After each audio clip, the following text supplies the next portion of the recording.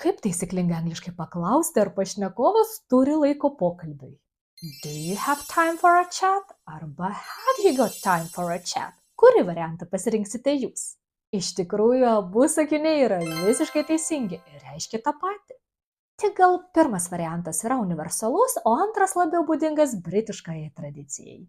Čia atkreipkime ypatingą dėmesį į gramatinę konstrukciją have got, kuri yra savarankiška ir neskaidoma. Palyginkime šitos konstrukcijos gramatiką su paprastu veiksmažodžiu have esamajame laike. Paasmenuokime veiksmažodį dviem būdais, kad pamatytumėte gramatinius skirtumus amerikietiškajame ir britiškajame variantuose.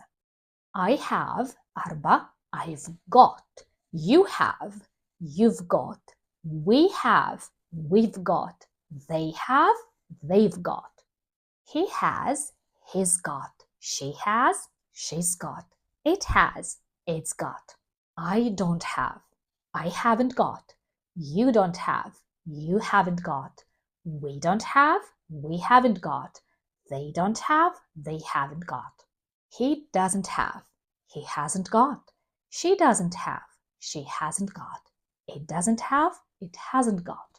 Do I have I got? Do you have you got? Do we have we got? Do they have they got? Does he have, has he got? Does she have, has she got?